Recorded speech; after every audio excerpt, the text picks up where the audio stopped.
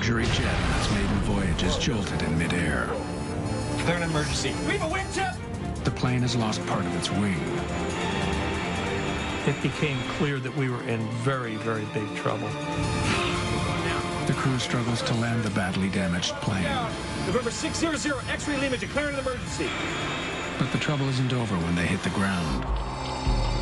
The crew is detained and questioned by police. Somehow, this small plane has triggered the worst crisis in Brazilian aviation history.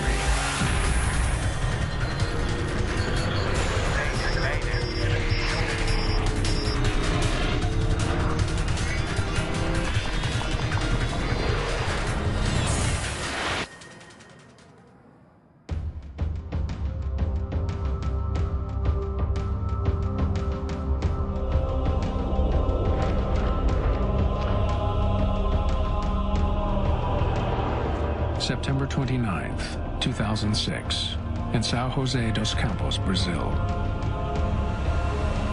3, 2, 1! It's a big day at Embraer headquarters. The Brazilian aviation firm has just sold a brand new private jet to XL Air, a U.S. charter company. The price tag, $25 million. The Legacy is a modified regional jet. The cabin, redesigned for comfort. It can seat up to 13 people.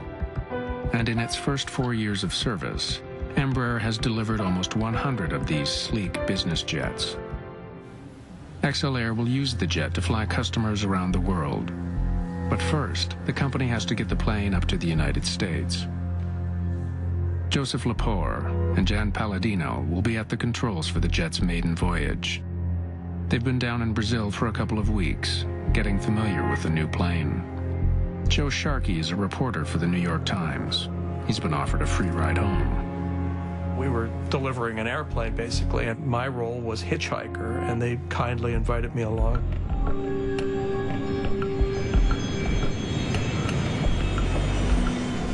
The Legacy jet is heading to Manaus in northern Brazil, a stopover on its way to New York. Half an hour after takeoff, the Legacy is flying over the heart of Brazil. The countryside stretches out below. At 10 minutes to 4 in the afternoon, the Legacy jet makes contact with controllers at the Brasilia Area Control Center, still nearly 100 kilometers away. Brasilia, November 600 X-ray Lima, flight level 370, good afternoon. Race altitude 3952. Race altitude, yes, roger. 75% of the country's air traffic is handled by the controllers in this room. One of the many planes they'll be dealing with today is the Legacy jet. Every flight that's handled by Brasilia ACC appears on computer screens as a small circle, moving in the direction of the plane. The computer also displays the plane's actual and planned altitudes. November 600 X-ray Lima. Squawk ident. Roger. Palladino sends out a signal. Controllers use it to confirm that the data on their screen is coming from the plane they think it is. Radar surveillance.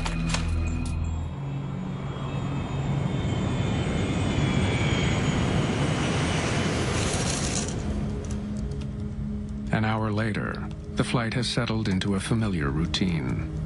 Brasilia, November 600 X-ray Lima.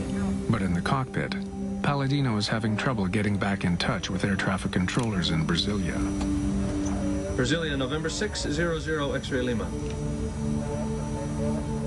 He can't raise controllers on the frequency he used almost an hour ago. He tries other channels. Brasilia, November 600 X-ray Lima.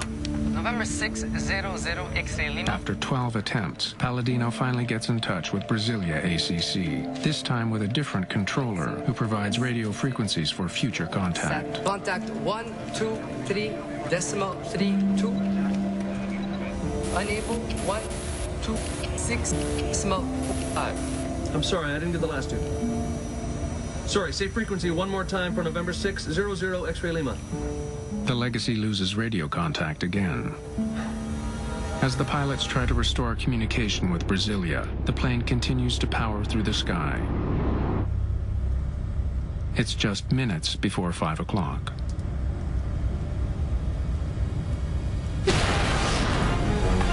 Suddenly there was the loudest bang I've ever heard in my life. The concussion itself seemed to affect every atom in my body. What the hell is that? Just fly the airplane, dude. They're in emergency. Sit down back there. No one's sure what's happened to the jet. But when Joe Sharkey looks out the window, he's stunned by what he sees. The end of the wing was chopped off and it was serrated. It looked like it had been chewed off. It became clear that we were in very, very big trouble. With more experience flying this type of plane, co-pilot Palladino takes over control. Just let me fly the thing, dude. All right? We're descending. I want to get down. Okay, it's yours. The crew still can't make contact with controllers. November 600 X-ray Lima declaring an emergency. Do we have a wingtip? No! Damn it. The entire tip of the Legacy's wing is breaking up. That affects airflow and is making the plane hard to control. Yeah, Jim, okay? As the plane begins to descend, passengers in the back are worried that the damaged wing is getting worse. Our main concern was that wing, but had taken such a hit that the structural integrity of the wing was obviously in question. The leading edge was separating. With so much damage to the wing, the pilots can't turn sharply. Too much stress could rip the wing right off. The Amazon is a bad place to have to land a plane. It's a dense jungle for as far as the eye can see. There's nothing down there but trees. And I thought, where are they going to put this airplane down? Just hours into its maiden voyage, the badly damaged jet is going down. Palladino and Lepore's flying will soon be analyzed and debated throughout Brazil. The verdict against them will be harsh. Please answer November 600 X-ray Lima. The crew of a Legacy jet searches desperately for a place to land their crippled plane. Captain Joseph Lepore finds a small military base on his chart. November 600 X-ray Lima, we have an emergency. State your emergency. November 600 X-ray Lima, declared an emergency. We need to land at Sierra Bravo Charlie Charlie. Is that your airport? Affirmative. Do you know how long your runway is? 2600 meters. Stand by. 2600, that's good, right? 8,000 feet? Okay, we're coming in. We're declaring an emergency. This is November 600 X-ray Lima. Did you see something? Something hit us. 2,600 meters is more than long enough to land the Legacy. But the crew doesn't know how the plane will respond when it touches down. The canopy of green, there was a slash of brown, 2 miles away. I heard Joe say, "There's an airport." Sierra Bravo, we see you. We're coming in. Finding an airport was a stroke of luck, but the crew's troubles are far from over. Now they have to get the damaged jet safely on the ground. Palladino and Lepore can't configure their plane for a routine landing. Hold it. Let's dump the flaps at the top of the flare, right? So give me 9 on the flare. 9. Extending flaps increases the size of the wing. Since a bigger wing can generate more lift, pilots can slow down to land. Good? Yeah, I'm good. With all the damage they've sustained, the crew doesn't want to put too much pressure on their wing. They won't be able to extend their flaps until the last moment. They'll have to fly faster than usual. Everyone sit down back there.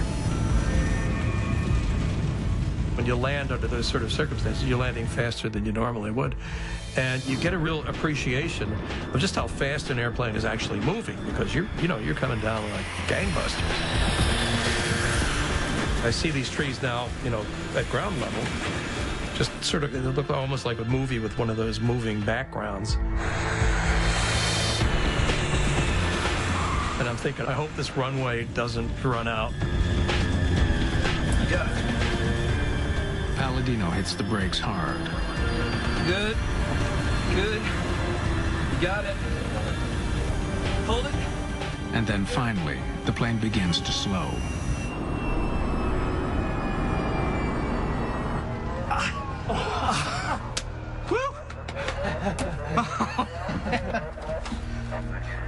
Good job.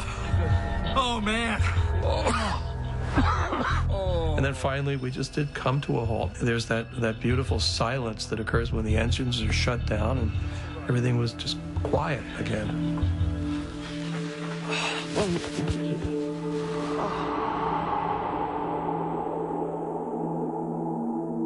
For more than 25 minutes, the business jet had flown with part of its wing torn off.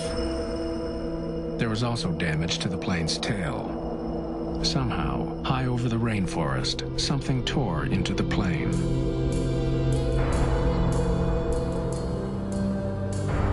The bizarre day takes another strange twist. Because they've landed at a military base, soldiers confiscate the passports of everyone on board.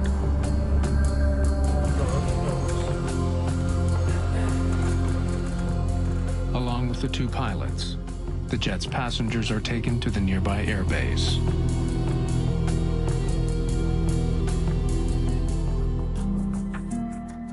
S06E10 range altitude 3200. The emergency on board the Legacy jet has thrown Brasilia ACC into turmoil. But it's not the only problem controllers there are facing. Another plane they're expecting to see hasn't shown up. Goal Flight 1907 should be on radar in Brasilia. The missing flight is a Boeing 737 with 154 people on board. It's been in the air for 2 hours and should be nearing Brasilia. But controllers there can't find any trace of that plane. Manaus, there isn't any gold. There isn't any gold with us here. It's on its way. They check its status with controllers in Manaus who were last in contact with the plane. Anxiety was high, and controllers were confused about what to say. They didn't know what was happening.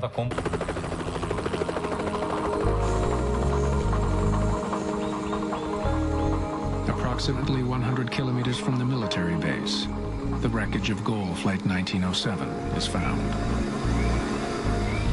The shattered remains of the plane litter the jungle floor.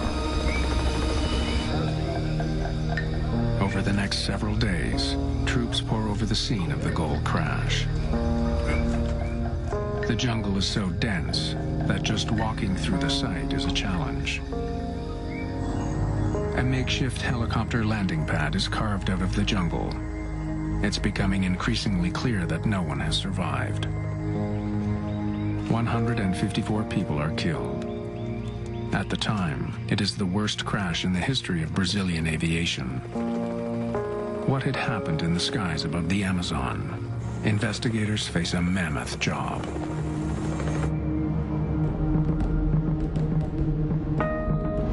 Colonel Rufino Ferreira is in charge of the investigation into the Goal crash. An investigator always has to keep an open mind. You can't start with any preconceived ideas. When we arrived at the location of the accident, the only thing we knew for sure was that we had found the plane that was missing. The wreckage of the Goal jet is spread over more than 2 kilometers. The widespread debris tells investigators that the plane ripped apart before crashing to the ground. The aircraft disintegrated during the fall. It hit the ground in pieces.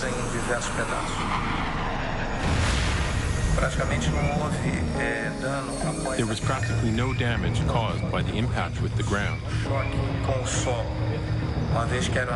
The plane had already fallen apart. Ferreira will need to find the plane's voice and data recorders if he hopes to piece together the final moments of Goal Flight 1907.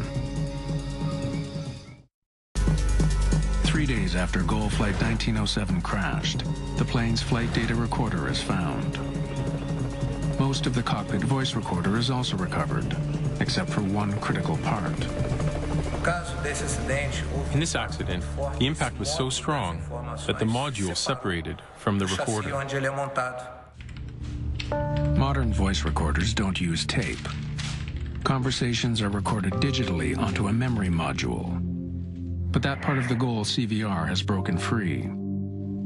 Without it, the rest of the cockpit voice recorder is useless. While the search for the module continues, Ferreira looks at the information from the 737's flight data recorder. He learns that the plane was flying at 37,000 feet. It was on course and flying level at its assigned altitude.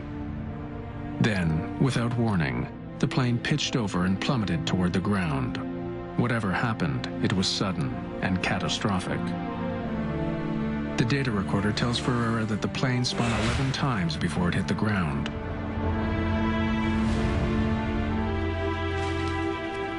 Manaus, I can't see gold. There isn't any gold with us here. It's on its way. So it's already in my area? For over half an hour. Police investigators want to know what air traffic controllers can tell them about GOL Flight 1907's final minutes. There was no mayday. In fact, we never had contact with the GOL jet. Controllers say there was no warning that the jet was in trouble. It simply vanished. Colonel Ferreira studies air traffic control data from the day of the accident. There was no sign of the GOL flight. But the readings from the smaller Legacy jet capture his attention. It seems to be flying erratically. Instead of keeping to a single altitude, the radar shows it flying up and down dangerously.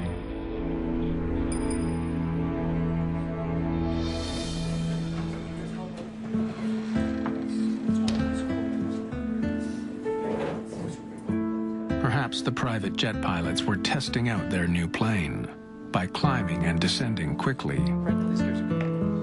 They may have collided with the GOL jet as a result of their reckless flying. When that information leaks out to the country's newspapers, it makes front-page news. The population thought it was unjust that a smaller aircraft was able to make an emergency landing while the larger aircraft with 154 people just fell into the Amazon and everyone died. Neither Lepore nor Palladino are officially charged, but they are confined to a hotel room in Brazil while the investigation continues. Ferreira interviews the two pilots about what they did and what they saw. Look, we were proceeding northwest on course to Manaus at 37,000 feet. Okay, we were attempting to contact Brazilian control. Were you changing altitude? No. Did you say you were flying at 37,000 feet? Yes, that's right. Flight level 370. We never moved from that.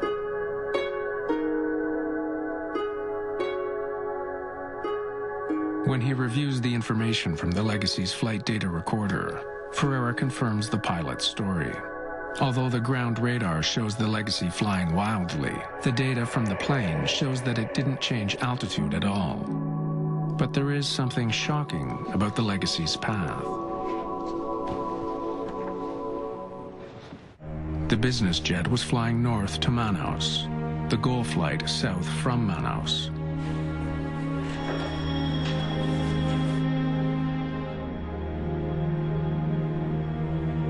Ferreira can see that both planes were flying at the same altitude, 37,000 feet.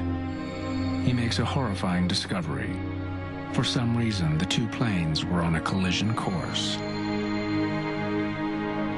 Air traffic is typically routed along specific corridors through the sky, essentially highways in the air.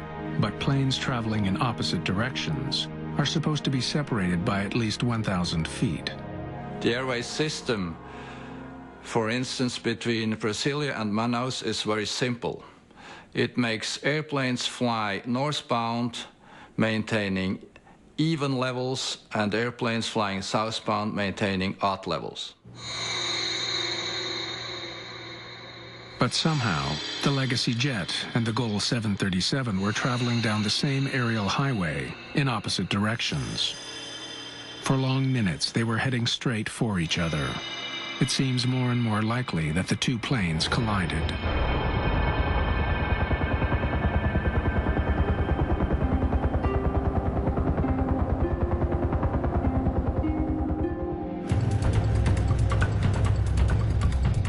At the crash site, workers find support for this incredible theory. The left wing of the GOL flight is recovered. Investigators discover that about halfway along the wing, it's sliced clean through. None of the other wreckage is sliced this way. The precise nature of the cut tells Ferreira that this is not damage that was caused by impact with the ground.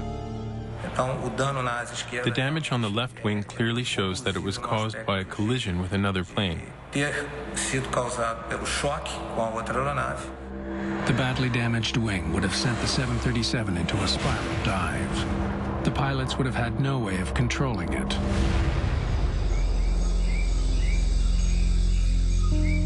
The sudden spiral motion would have pulled the plane apart. It's the reason the wreckage is spread over such a wide area. Ferreira finds the most conclusive evidence of a collision on the Legacy's damaged wing.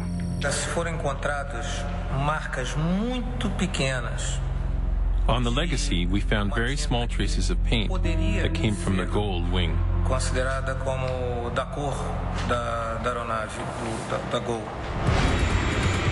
Together, the planes had a combined speed of 1,600 kilometers an hour.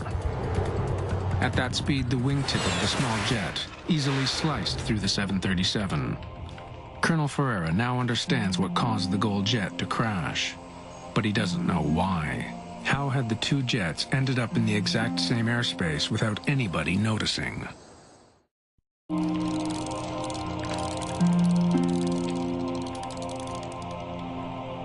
Investigators in Brazil now realize that they are dealing with something very unusual. A mid-air collision is a very rare event in aviation, and it should not have happened with two very modern new aircrafts. The situation becomes more complicated when investigators study a critical document, the Legacy's flight plan. Flight plans are filed by using a standard form which is the same all over the world. The form will contain the flight number as well as requested flight level or altitude. According to this document, when it collided with the goal flight, the executive jet wasn't expected to be at 37,000 feet. The flight plan called for the jet to fly at 37,000 feet only until it reached Brasilia, then descend to 36,000. But the collision took place 850 kilometers northwest of Brasilia, well past the point where the Legacy was supposed to descend. So why hadn't the Legacy followed its flight plan? Colonel Ferreira needs to know exactly what the Legacy crew was told by controllers when they took off from São José dos Campos. November 600 X-ray Lima, ATC permission from Manaus, flight level 370. The Legacy's last instruction was to fly all the way to Manaus at 37,000 feet. The pilots obeyed that instruction, even though it differed from their flight plan. Air traffic control always can deviate from the flight plan because they have best knowledge of the actual traffic situation. Leaving Manaus, the Gold jet was also cleared to fly at 37,000 feet. Both planes were assigned the same altitude by controllers at opposite ends of the country. Once we were certain that both planes were flying at the same altitude, we knew for sure there would be a lot to investigate on the side of air traffic control. Ferreira turns his attention to conversations between controllers and the Legacy jet. The CVR was probably the most important component in the investigation. At 10 minutes to 4, the crew is told to change radio frequencies and get in touch with the controller monitoring their flight. Change frequency to 125050. Decimal 1, I'm sorry, 12505, good day. Good day. At this point, the Legacy jet is approaching Brasilia, but the crew never receives any instructions regarding their altitude. 600 X-ray Lima, level 370, good afternoon. November 600 X-ray Lima. When the Legacy overflew Brasilia at flight level 370, according to the flight plan, it should have been descending to 360, but air traffic controllers simply forgot to give the order to the Legacy to descend to 360. The pilots would have assumed they were meant to stay at 370, 37,000 feet. No airplane should ever change altitudes without receiving instructions from air traffic control. To discover why controllers didn't give that crucial instruction, Colonel Ferreira takes a closer look at the technology used to monitor the traffic over Brazil. So, can you call up the legacy jet screen for me? Na tela radar, nós recebemos a informação. On the radar screen, we see the altitude, speed, and the transponder information of each plane. Nós chamamos que é o código transponder da aeronave para a identificação de cada aeronave. Each flight has an individual code assigned to it that helps controllers track it. Underneath that, there are two separate numbers. On the left, the plane's actual altitude. On the right, the altitude the plane is supposed to be at according to its flight plan.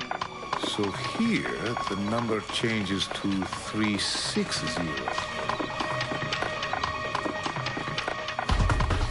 As the Legacy jet passed over Brasilia, the number on the right, the planned altitude, changes. The computerized system automatically updated it.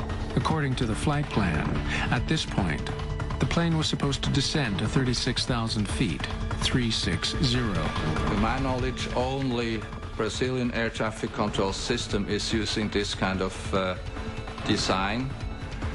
In other parts of the world, this update has to be done manually. The computer changed a single number, which led to a critical error. Without much experience with the computerized system, the controller mistook the new planned altitude for the plane's actual altitude. Só que o sistema mudou automaticamente, mudando o nível autorizado para... The system changed it automatically from the authorized altitude to the planned altitude, which made the controller believe the Legacy was flying at 360. Quando o outro controlador veio assumir o serviço, ele passou para ele o nível que estava no plano de voo 360. Police investigators talk with the controller who was on duty when the number changed on the screen. It was shortly after that I went on break. Lucivando relieved me. He tells police about a critical mistake on his part. You have 5 aircraft. The Legacy is at 360. Before leaving, he handed his flights off to another controller, telling him where he thought the Legacy was flying. I believed it was at 360, and that's what I told you.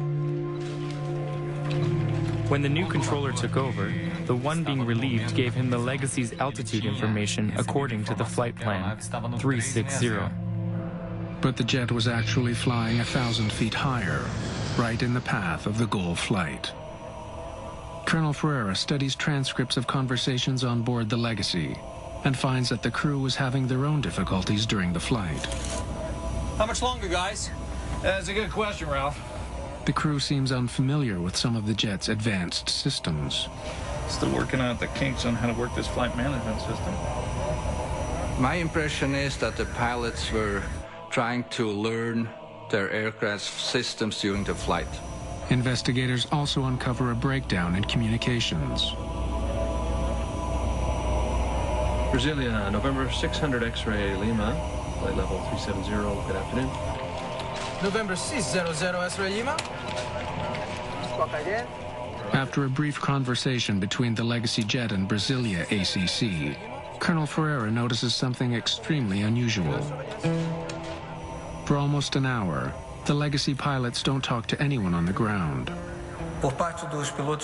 They stayed 57 minutes without attempting any contact with air traffic control, which seems like a lot of time. After 57 minutes, they tried to call 12 times without success.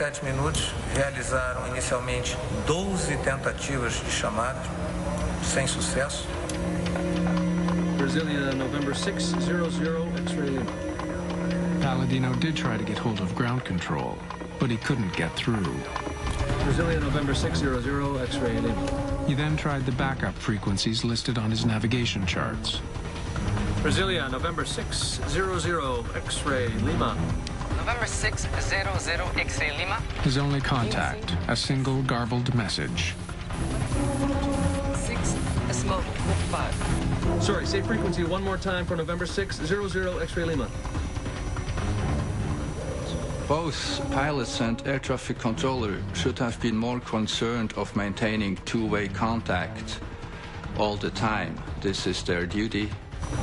Brasilia, November 600, X-ray Lima. Had pilots and controllers spoken, they may have discovered that the Legacy was flying north in a corridor reserved for southbound traffic. As the public learns about the mistakes in the Air Traffic Control Center, there is growing pressure to make some changes. We wanted to understand what had happened to these people inside the control room. The controllers should have been able to see on their radar screens that these two airplanes were flying in a collision course. Brazilian air traffic control is one of the last in the world to be run largely by the country's military. As fingers are pointed at controllers, many of them come forward with stories of overwork and poor training. They complained that they weren't well trained in English language, which is the international aviation language. Also, they had complaints about their equipment. In fact, the controller who incorrectly reported the Legacy's altitude had only been on the job for a year. A valuable piece of the puzzle is still missing. Investigators still don't know what happened during the final minutes of the GOL flight. The module with the crew's last words is still lost in the dense jungle. Soldiers have been scouring the Amazon jungle with metal detectors, looking for GOL Flight 1907's missing memory module.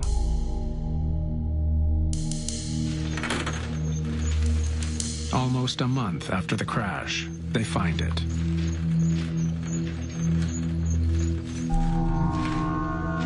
Colonel Rufino Ferreira hopes to hear some reason why the GOL crew wasn't able to avoid colliding with an oncoming jet. GOL 1907. Contact Brasilia. ACC on 125.2. A good flight. Thanks very much, Brasilia 12.2. GOL 1907. There are no alarms before the collision. No warning that they were flying straight for another jet. Pilots rely on air traffic controllers to keep other planes out of their path. They spend much of their time monitoring their instruments, not the skies ahead. At the speed they're traveling, they'd only have to look away for a few seconds to miss an approaching plane. There were no issues of communication and no misunderstanding between the pilots and air traffic control.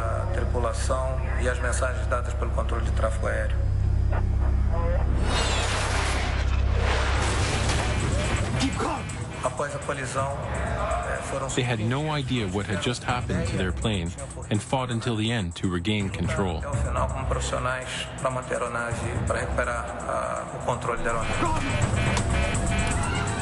For less than a minute, the pilots struggle for control, but there's nothing they can do. But why were there no warnings?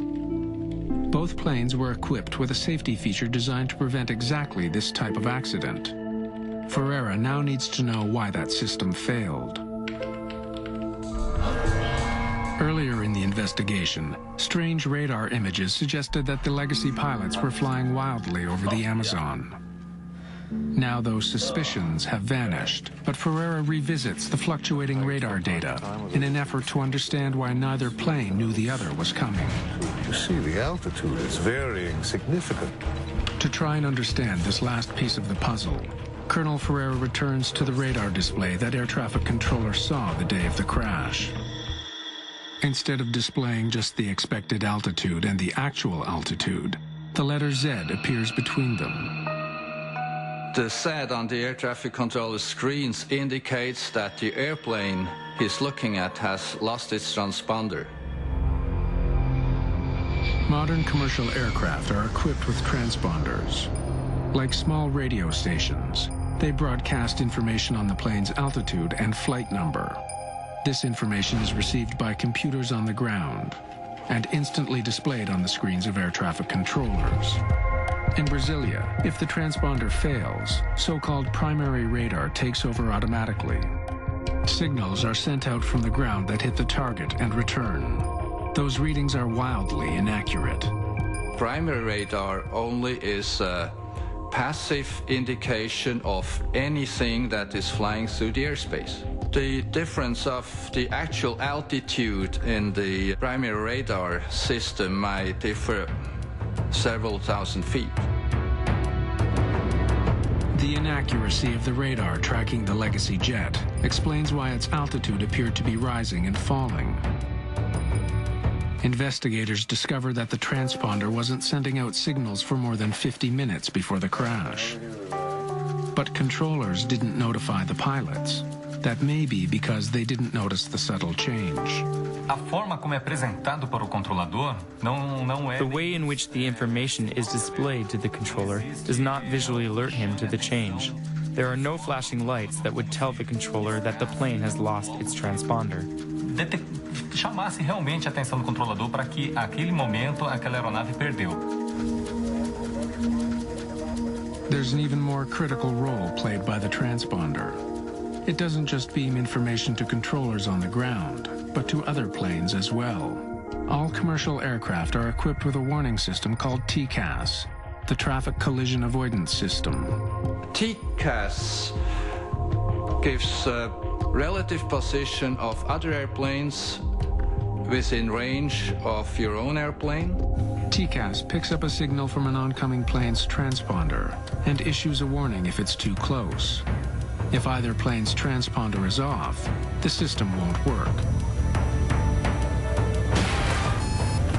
What the hell is that? Ferreira discovers that the Legacy's transponder was working early in the flight and after the collision. But for more than 50 critical minutes, it was silent.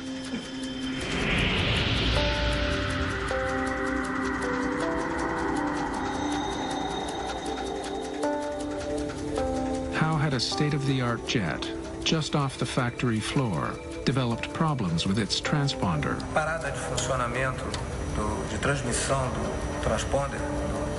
The failure of the transponder certainly contributed to this accident. Para a ocorrência do acidente. E nós tínhamos... And we had to find out what caused it to fail. O que causou essa interrupção no funcionamento?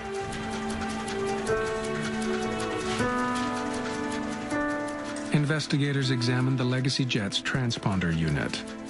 They discovered that the system which controls it had a troubled history. It had been installed on another plane, but removed because it wasn't working. It was repaired and then placed on the jet that was sold to XL Air. Investigators have the system tested. But even with its suspicious past, after the crash, they can find no obvious problems with the plane's transponder.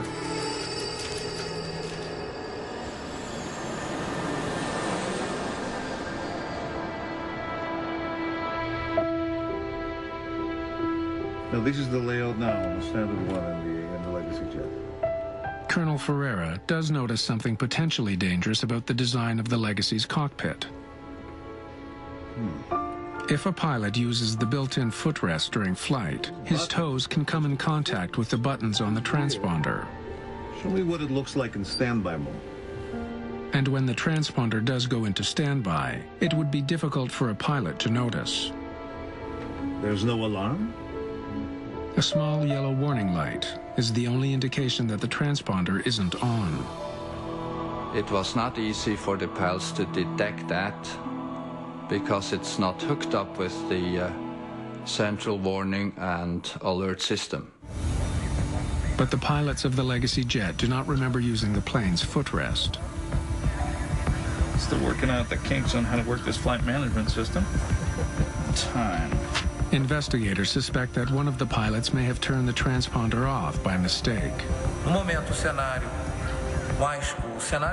The most probable scenario is that by accident, one of the pilots temporarily turned off the equipment as he tried to familiarize himself with the technology on board.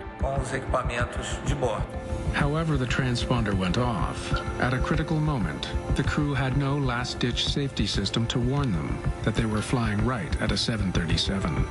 Even though the TCAS system on the GOL 737 was working, there was no signal from the approaching jet for it to receive. Closing in on each other at 1,600 kilometers an hour, the pilots never saw each other coming. Brazil's air traffic control system would undergo some radical changes as a result of the collision. But those changes would not come without a fight. The investigation into the crash of Gol Flight 1907 has uncovered dangerous problems with Brazil's air traffic control system. Brasilia, November 600 X-ray Lima, level 370, good afternoon. 2 planes were assigned to fly at the same altitude, in the same airspace. Radar surveillance. Overworked and inexperienced controllers in Brasilia neglected to instruct the Legacy jet to descend to 36,000 feet. You have 5 aircraft. The Legacy is at 3C7. Then they mistook the Legacy's planned altitude for its actual altitude. To make matters worse, the Legacy pilots, unfamiliar with Brazilian airspace, were unable to make contact with controllers on the ground.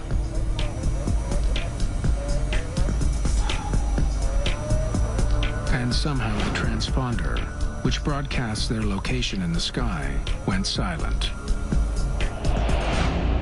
which controllers in Brasilia failed to notice.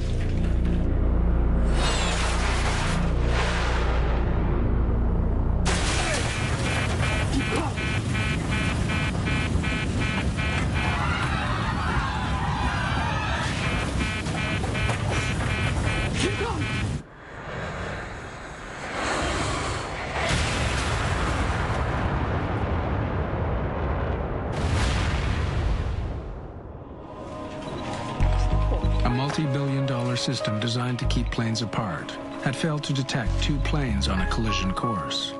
Uma série de erros, de falhas humanas ocorreram e onde as defesas. One by one, a series of human errors occurred, and all of the defense systems that exist to avoid these errors were defeated. Esses erros foram sendo uma a uma vencidas. A month after the crash of the Gol passenger plane, controllers begin a work to rule campaign. They want to draw attention to problems with the system. Once they did start working to the rules and not stretching them anymore, this triggered what we called the aviation crisis in Brazil. At a certain point, maybe 40% of flights in all of Brazil had over an hour delays. Following the crash and the work slowdown, changes start being made.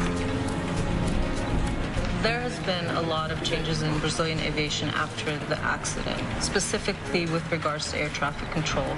The Air Force had to admit that they had a shortage of controllers, and also there's a higher degree of accountability.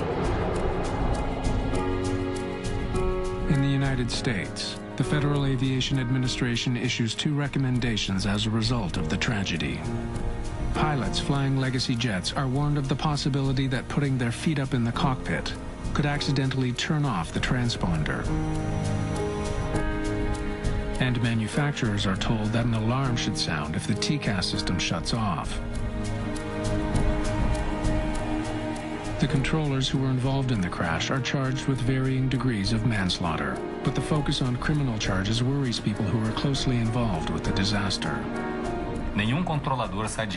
No controller leaves his home in the morning thinking he's going to crash a plane. And so the criminalization only interferes with investigations that can prevent further accidents. By blaming people, we might be creating a culture where people will not come forth and be honest about failures and mistakes. And when we try to hide that, things get swept under the carpet, and soon enough they'll come out again. More than 2 months after the crash, the crew of the Legacy jet is finally allowed to return to the United States. Joe and Jan barely got out of the country. There was an attempt to hold them under what I thought was a cobbled-together initial criminal charge of, quote, failing to ensure the safety of Brazilian skies. While we are all grateful for the safe return of Joe and Jan and everyone aboard the Legacy, we are all saddened by this tragedy which took many innocent lives. More than a year after the accident, the Legacy jet that survived a mid-air collision was still at the airfield in the Amazon. Its maiden voyage cut short by a tragic series of technological and human errors.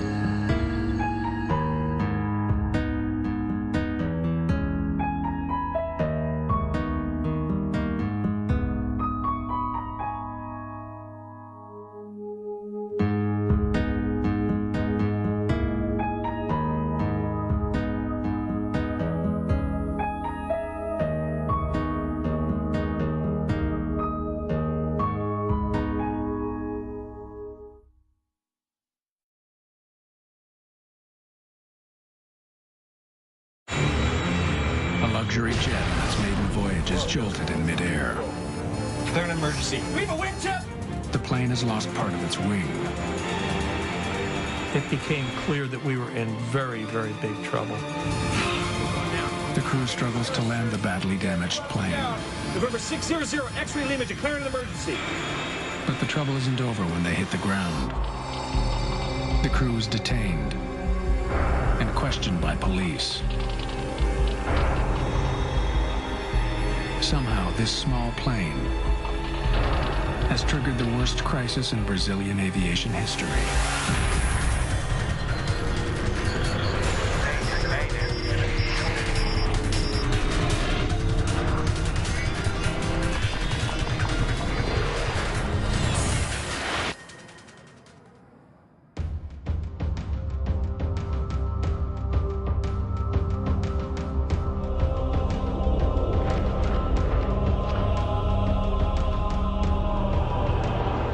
September 29th, 2006, in São José dos Campos, Brazil.